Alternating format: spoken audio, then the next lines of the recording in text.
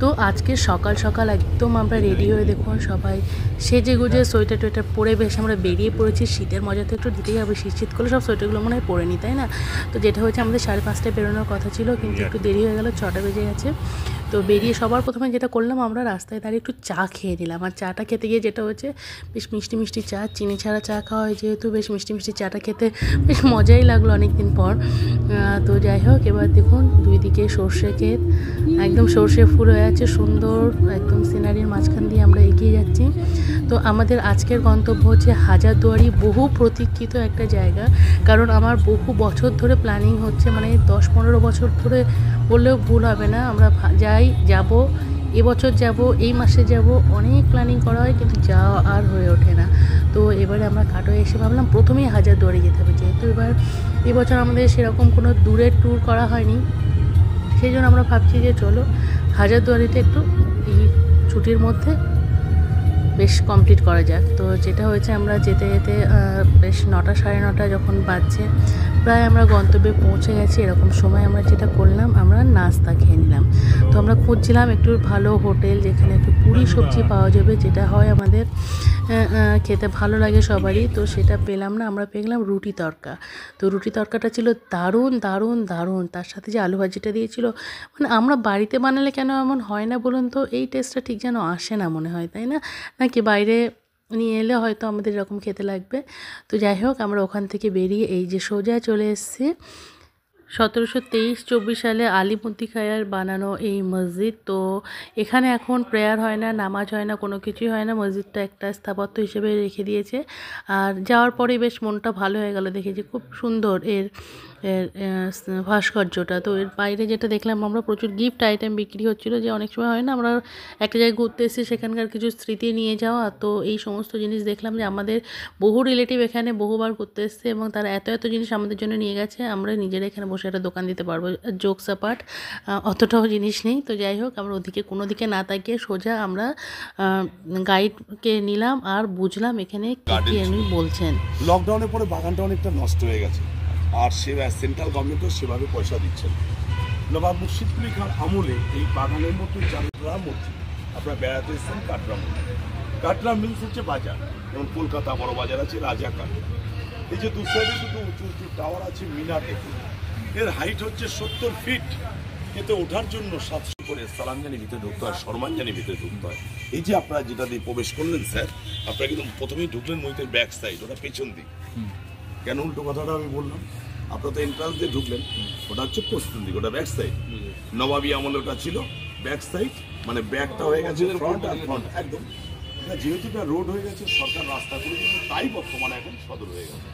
আর দেখুন, মূল মসজিদ হচ্ছে এটাই, এসছেন তো কাটরা মসজিদে। এর মেন 4টে সাপোর্ট আছে, দু সাইডে 2টো পিলার আছে, কর্নারে 2টো আছে। 1897 সালে ভূমিকম্পে মসজিদের উপর দিকে তাকান, দু সাইডে 2টো গম্বুজ রয়েছে, মিডিলে আরো 3টে ছিল, ভেঙে গেছে। আমি যাচ্ছি করে দেখাবো, নিচের দিকে তাকান, এক একটা সাপোর্টের পরপরই এক একটা করে ঘর আছে। এর ভেতরে মন্দির আছে, কেন থাকার তো কথা না। আর এখানে এখন তো নামাজ পড়া হয় না, আর নামাজ পড়া মসজিদের মানে এভাবে মেলার মতো সরকার থেকে করে, আমরাও পরিষ্কার পরিচ্ছন্ন রাখি স্যার। সেন্ট্রাল গভর্নমেন্ট আরো ভালো ছিল, না না আরো ভালো ছিল, টাকা পয়সা সেভাবে দিচ্ছে না। এগুলো তো নতুন, যেগুলো না যেগুলো শুনলো তখন দেখেছি যে এই যে দু সাইডে 2টো গম্বুজ দেখতে পাচ্ছেন, মিডিলে আরো 3টে ছিল একদম স্যার। এই যে ইটকে সাজিয়ে যে স্টেপগুলো করেছে দেখেছেন, এগুলো সেন্ট্রাল গভর্নমেন্ট কিন্তু পরে করে দিয়েছে। ঠিক আছে, ওই দেখুন অরিজিনাল ভাঙা একদম ছিল স্যার। একটা 5টা একটা ঘর করতে ছাদ দিতে আসবে, এই কোনো ছাদ ছিল না, পরস্পর 5টা গম্বুজ দিয়েছে।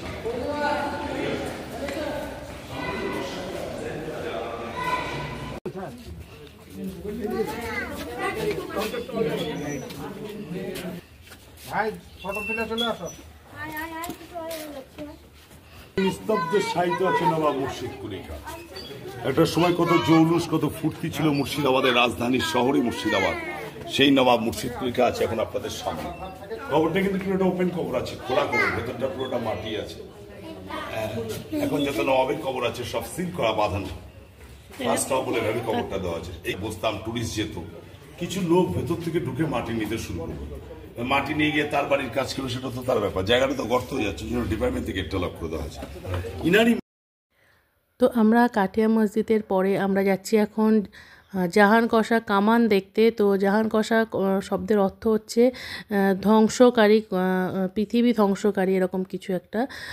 তো সেই কামানটা দেখতে যাচ্ছি এখন। এটা সম্পর্কে আমরা শুনেছি যে এটা 1637 খ্রিস্টাব্দে অক্টোবর মাসের দিকে দিল্লির বাদশাহ শাহজাহানের রাজত্বকালে ইসলাম খাঁ সুবাদারিতে জাহাঙ্গীরনগরে দারোগার শেষ মোহাম্মদ ও হরবল্লভ দাসের উভয়ের তত্ত্বাবধানে মিস্ত্রি জনার্দন কর্মকার। তো জনার্দন কর্মকারের নাম ওখানে গাইডের মুখে অনেকবার শুনছিলাম। উনি অনেক কটা কামান বানিয়েছিলেন, তার মধ্যে এটি একটি কামান। এটার নাম হচ্ছে জাহান কষা কামান। এটা নবাব মুর্শিদ কুলি খাঁ ঢাকা থেকে রাজধানী মুর্শিদাবাদে স্থানান্তর করার সময় এটাকে নিয়ে এসেছিলেন। মুর্শিদ কুলি খাঁয়ের পরবর্তীকালে যে নবাবরা এসেছিলেন তারা এটাকে তোপখানা বা অস্ত্রাগারে এটাকে স্থাপন করেছিলেন, কিন্তু বহু বছর পর এটিকে একটি অশ্বত্থ গাছের শিকড়ে আটকে পড়ে দেখা যায় এবং সেখান থেকে এই কামানটি এখানে নিয়ে এসে এটাকে একটা স্থাপত্য হিসেবে বা এটা একটা দেখার জিনিস হিসেবে এখানে রেখে দিয়েছে। তো বেশ ঐতিহাসিক জিনিস এটা। আর এখানে ভিড় দেখছেন মানুষের, প্রত্যেকেই এখন ঘুরছে আর বেড়াচ্ছে। তো এই কামানটা নিয়েও প্রচুর আগ্রহ ছিল, আমরা শুনছিলাম ওনাদের কাছ থেকে। তো এটা যেটা আরেকটা জিনিস, সেটা হচ্ছে এটা অষ্টধাতু দিয়ে তৈরি এই কামানটা। আর এতে আছে আপনার সোনা, রূপো, দস্তা, তামা, জিঙ্ক, টিং, লোহা, পারদ সমস্ত কিছু দিয়ে এই কামানটি তৈরি হয়েছে। তো যাই হোক, বেশ অন্যরকম একটা জিনিস আমরা দেখলাম। তারপরে বেরিয়ে পড়লাম হাজারদুয়ারির উদ্দেশ্যে। তো আর একটা কথা যেটা বলবো, কামানটির গায়ে কিন্তু একটা কাগজে লিখে দেওয়া আছে যে এখানে বসে কেউ ছবি তুলবেন না। তার মানে কোথায় জিনিসটা, মানে আমরা কোথায় চলে গেছি যে ওটার উপরে বসেও মানুষ ছবি তুলছে, ওটাকে নিয়েও মানুষ মানে একটা খেলার জিনিস হিসেবে ধরে রেখেছে। তো কিছু বলার নেই এগুলো। তো যাই হোক, এখানে এসে আমরা বেশ খচ্চরের গাড়ি দেখতে পেলাম, খচ্চর বা ছোট ছোট ঘোড়া গাড়ি এখানে চলছিল, বেশ আনন্দ লাগছিলো দেখে। কিন্তু আমরা যেহেতু নিজেদের গাড়ি নিয়ে গেছিলাম আর সে ধরনের চড়ার প্রয়োজন হয়নি। আমার ছেলে একটু বায়না করছিল। তো যাই হোক, একদমই খুব কাছে এখানে কার পার্কিং ছিল, সেখানে আমরা গাড়িটা রেখে আমরা টুকটুক করে এগিয়ে যাচ্ছি। আমরা এখন দেখব হাজারদুয়ারি। তো বহু প্রতীক্ষিত একটা জায়গা। তো এর আগে যে দুটো জায়গা দেখলাম বেশ ভালো লাগলো। এবার চলুন হাজারদুয়ারির দিকে। তো হাজারদুয়ারিতে শুনলাম কোনো গাইড পাওয়া যাবে না, আর তার সাথে সাথে পাওয়া যাবে না কোনো ফটো বা ভিডিও অংশ, কারণ ওখানে ফোন বা মোবাইল ক্যামেরা এগুলো অ্যালাউ নেই। তো বেশ ভালো একদিক থেকে।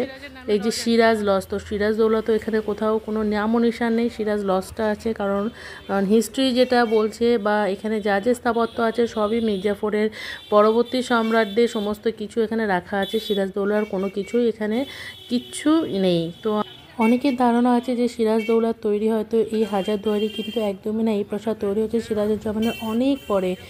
সিরাজদৌলা প্রাসাদের নাম ছিল হীরাঝিল, সেটা এখন ভাগীরথী নদীতে তলিয়ে গেছে, তার কোনো নামও নিশান নেই। আর এটা হচ্ছে একটা ইউরোপীয় ধাঁচে বানানো একটা প্যালেস। এটা হচ্ছে তিনতলা বেগম ও নবাবদের থাকার ঘর ছিল, দোতলা হচ্ছিল দরবার, পাঠাগার ও অতিথিশালা। সেই সমস্ত কিছু নিয়েই এই হাজারদুয়ারিটা। তো ভিতরে যেহেতু কোনো গাইড অ্যালাউ নেই আর কোনো ক্যামেরা অ্যালাউ নেই, সেই জন্য কোনো রকম কোনো ছবি বা ভিডিও ফুটেজ সেভাবে পাওয়া যায় না বা আমরাও তুলতে পারিনি।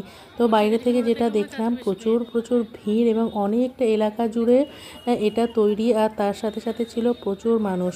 তো আমি 25শে ডিসেম্বরের ভিডিও দেখছিলাম, ছবি দেখছিলাম, তাতে দেখছিলাম যে মানে ওখানে নাকি লোক মানে এত গিজগিজ করছে, দাঁড়ানোর জায়গা ছিল। তো আমরাও সেটা গিয়ে দেখলাম যে ছবি যে তুলবো একটু ভালো ভিউ নিয়ে, সেই জায়গাটুকুও হচ্ছিল না, এত পরিমাণে ভিড় ছিল আর এত পরিমাণে লাইন ছিল। তো যাই হোক, শীত বলে কোনো কিছুই এখানে ছিল না। আপনারা যারা ঠান্ডা ভেবে যাবেন ওখানে সোয়েটার টোয়েটার নিয়ে একদমই নেবেন না। আমরা সমস্ত কিছু গাড়ির মধ্যে রেখে হাঁটতে শুরু করেছিলাম এবং লিটারেলি আমরা ঘামছিলাম, যেটা সত্যি কথা। সকাল সকাল গিয়েও আমাদের মধ্যে কিন্তু একটা বেশ ঘাম বা ক্লান্ত ভাব চলে আসছিল। তো যাই হোক, এখানে আমরা এই যতটুকু ভিডিও আপনাদের জন্য আমি করেছি সেটাই আপনাদের সাথে শেয়ার করছি। এই হচ্ছে পুরো এই হাজারদুয়ারি প্যালেসটা, আর এর চারিদিকে আছে প্রচুর সুন্দর সুন্দর গাছ, ফুল বাগান। এটা যেটা হয়, এত বড় এলাকা, এত সুন্দর একটা ঐতিহ্যশালী জিনিস দেখলে মানুষের এমনিই ভালো লাগবে। তো আমাদেরও সেরকম ভালো লাগছিলো। এর ভিতরে প্রচুর মিউজিয়ামে প্রচুর জিনিস আছে, মুঘল সাম্রাজ্যের কিছু জিনিস আছে, অরঙ্গজেবের মেয়ের পালকি আছে, শাহজাহানের একটা পালকি আছে এবং প্রচুর বাইরে থেকে আসা গিফট। যেহেতু এটা মেন মির্জাফরের পরে যে বংশধরগুলো ছিল তারা কিন্তু ইংরেজের অধীনে ছিল, সেহেতু এখানে প্রচুর ব্রিটিশদের সাথে ওদের লেনদেন ছিল, যে ব্রিটিশদের সাথে ওদের উপহার দেওয়া নেওয়া ছিল, সেই সমস্ত কিছু এখানে আমরা দেখতে পেয়েছি। আর যেটা হচ্ছে আমরা এই বেরিয়ে এসেছি এখন ওখান থেকে, এসে মিউজিয়ামের ভিতর থেকে বেরিয়ে এসে দেখুন কী পরিমাণে লোকজন গিজ গিজ করছে, মানে বলে বোঝানো যাবে না। আমরা একটু ফাঁকা জায়গা পাচ্ছিলাম না যে প্যালেসটার সামনে দাঁড়িয়ে একটু সুন্দর করে ছবি তুলব, প্রত্যেকে এখানে দাঁড়িয়ে আছে, মানে আর সেই মানে 8 থেকে 80 আর সেই মানে সমস্ত জায়গার লোকজন এখানে এসেছিলো এবং সবাই এখানে আনন্দ উপভোগ করছিল। বেশ মানে ভালোও লাগছিলো একরকম দেখতে। আর এই ছুটির টাইমে যেখানেই যাবেন এরকম ভিড় থাকবে। তো যাই হোক, আমার ছেলে আমাকে অনেক বুঝিয়ে সুঝিয়ে একটা ভিডিও ফুটেজ বানাচ্ছে আমার জন্যে। তো এই হচ্ছে তার কিছু অংশ।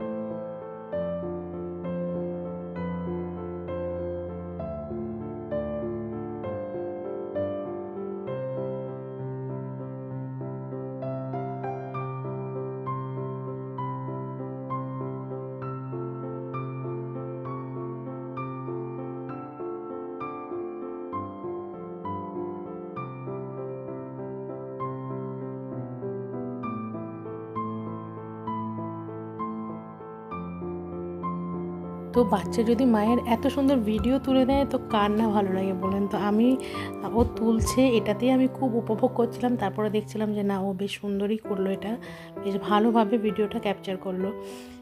তো এখানে বেশ আমরা ঘুরছিলাম, গোলাপ ফুটেছে শীতকালের সময় যেহেতু এসছি ওই জন্যে। তো আমাকে বহু মানুষ বলেছিল যে গিয়ে সেরকম কিছু দেখার নেই, যেহেতু অনেক জায়গায় ঘোরা হয়ে গেছে, সেই জন্য আমাদেরকে অনেকে বারণ করছিল যে সেরকম কিছু নেই। সেরকম সত্যি বলতে সব কিছুর সাথে যদি তুলনা করা হয় সেরকম কিছু কিন্তু ভিতরে নেই। তুলনা করলে কিন্তু, যদি তুলনা না করে আপনি ইন্ডিভিজুয়াল দেখেন, অনেক কিছু আছে দেখার। তো প্রত্যেকটা জায়গার ইতিহাস কথা বলে, সমস্ত জায়গারই তার নিজস্ব সৌন্দর্য থাকে। তো সেই সব কিছু মিলিয়ে আমার কিন্তু বেশ ভালো লেগেছে, পুরো ট্রিপটাই বেশ ভালো লেগেছে আমাদের। তো এখানে আমরা এসে এখন কিছু ছবি ভিডিও নিচ্ছি বাইরে থেকে। এখন এখান থেকে আমরা যাবো মতিঝিলের দিকে।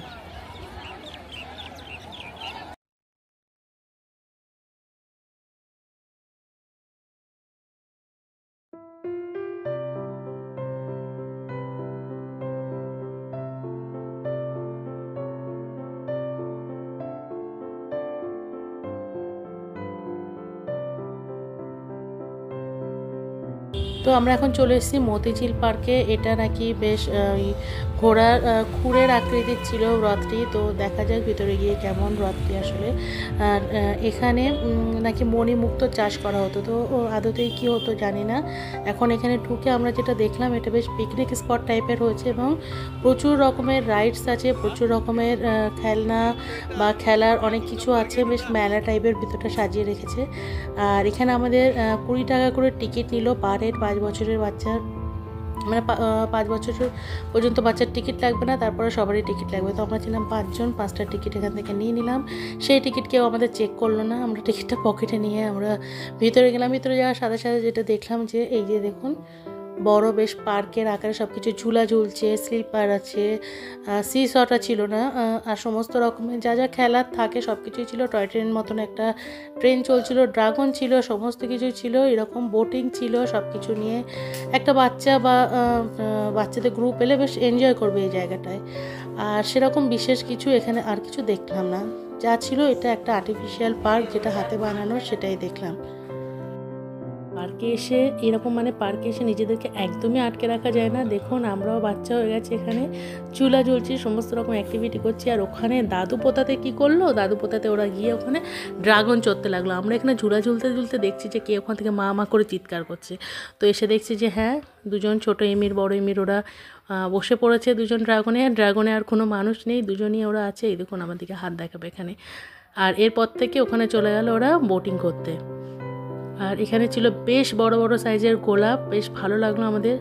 আর তার সাথে আমি এখানে একটু সবাইকে লুকিয়ে চুরিয়ে আড়াল করে আমি এখানে আইসক্রিম খেয়ে নিলাম। বেশ ঠান্ডার মধ্যে আইসক্রিম খেতে মজাই লাগে, যদিও অতটা ঠান্ডা এখানে নেই।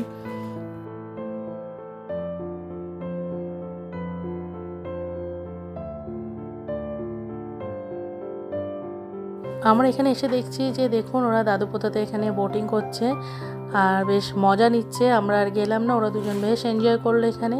আর আমরা দূর থেকে এখানে বেশ কিছু ছবি টবি তুললাম। বললাম না অনেক বড় বড় বেশ গোলাপ আছে এখানে, অনেক কালারের ভ্যারাইটি আছে, সেই সমস্ত কিছু আমরা দেখলাম, বেশ এনজয় করলাম, ছবি তুললাম প্রচুর। আর এইটুকুই ছিল এখানে স্পেশাল সেরকম কিছু। আর আমি বুঝতে পারলাম যে হিস্ট্রিক্যাল কী আছে এখানে। একটা সিরাজদৌল্লার স্ট্যাচু বানানো ছিল, ওইটাই জাস্ট দেখলাম। আর সেরকম কিছু এখানে দেখতে পেলাম না। একটা পার্ক হিসেবে মোটামুটি ঠিকই আছে, আর পিকনিক স্পট হিসেবে ঠিক আছে, যে অনেক বড় টিম একটা এলো পিকনিক করতে, সেই জন্য ঠিক আছে। তো আমরা যেটা করলাম তারপরে সোজা বহরমপুরের উদ্দেশ্যে বেরিয়ে গেলাম। আর ওখানে আমাদের একটু সুনিতা থেকে শপিং করার প্ল্যানিং হচ্ছিলো। তারপরে দেখলাম যে না, দরকার নেই, যেখানে আসবো সেখানে শপিং একদম বাদ। এবার থেকে আমরা চলে যাবো এখন সোজা খেতে, কারণ বেশ অনেকটা টাইম হয়ে গেছে, আমাদের খিদে পেয়ে গেছে। আমরা এখন এই গাড়িটাকে পার্কিংয়ে রেখে এখানে আহারেতে খেতে চলে এসেছি। তো অ্যাম্বিয়েন্সটা বেশ সুন্দর ছিল, আর এখানের খাবার ছিল একদম ওকে ওকে টাইপের, খুব খারাপও না খুব ভালোও না, আর না খাওয়ার মতনও না। তো খাওয়ার জন্যে ঠিকই দাম সব কিছু হিসেবে একদম ঠিকঠাক ছিল। তো আমরা এখানে খাওয়া দাওয়া করে একটু বেরোলাম। আমরা বেরিয়েছিলাম আসলে একদম বাড়ির উদ্দেশ্যে। রাস্তায় দেখলাম যে না, এখানে বেশ খাদির মেলা হচ্ছে, তো একটু ঢু মেরে সেখান থেকে ঘুরে অনেকটা কিছু ওখানে সময় স্পেন্ড করে আবার তারপর আমরা রওনা দিলাম বাড়ির উদ্দেশ্যে। তো এই ছিল আমার আজকে সারাদিনের ভিডিও ফুটেজ, ভিডিও অংশ, সারাদিনের ঘুরে বেড়ানো। আমার তো হাজারদুয়ারি এসে বেশ ভালো লেগেছে, কারণ আপনারা হয়তো বহুবার এসছেন এখানে, অনেকেই হয়তো এসছেন এবং অনেক রকমভাবে আনন্দ করেছেন। আর আমার কাছে ছিল এটা প্রথমবার আসা, এবং অনেক প্ল্যানিং করে অনেকবার ক্যান্সেল হওয়ার পরে আসা। তো আমার অনুভূতিটা অন্যরকম ছিল। তো যাই হোক, সেটা ফুলফিল হয়েছে, ভালো লেগেছে যেটুকু দেখলাম। অনেক কটা স্পট বাকি আছে, সেগুলো পারলে আমরা পরে যদি আবার কখনো আসি দেখব। ওভারঅল ওকে ওকে লাগলো। মেলাতে আমরা বেশ ঘুরলাম, অনেক রকমের জিনিস ছিল। মুর্শিদাবাদ সিল্ক ছিল, কাঁথাস্টি ছিল, সব কিছু ছিল। তো আমাদের এখন ফেরার টাইম। তো আমরা এখন বাড়ির উদ্দেশ্যে রওনা দিয়ে দিয়েছি। আকাশে দেখুন সূর্যটা একেবারে ডিমের কুসুমের মতন হয়ে যাচ্ছে। আমরা যখন বেরিয়েছিলাম ঠিক ভোরবেলা এরকমভাবে সূর্য উঠছিল এবং সূর্য অস্ত যাচ্ছে, সেই দুটোই আমরা আজকে সুন্দরভাবে দেখলাম। তো ওভারঅল আমাদের দিনটা আজকে আল্লাহর রহমে খুব ভালো কেটেছে। তো আশা করি আপনাদেরও খুব ভালো কেটেছে। কে কেমন আছেন জানাবেন, ভালো থাকবেন, পজিটিভ থাকার চেষ্টা করবেন, আর আনন্দে থাকবেন, আশেপাশের মানুষের সাথে আনন্দে রাখবেন, নিজেরও আনন্দে থাকার চেষ্টা করবেন। তো এতটুকু থাকলো আজকের এই ব্লগটা। টাটা, বাই বাই, আল্লাহ হাফেজ।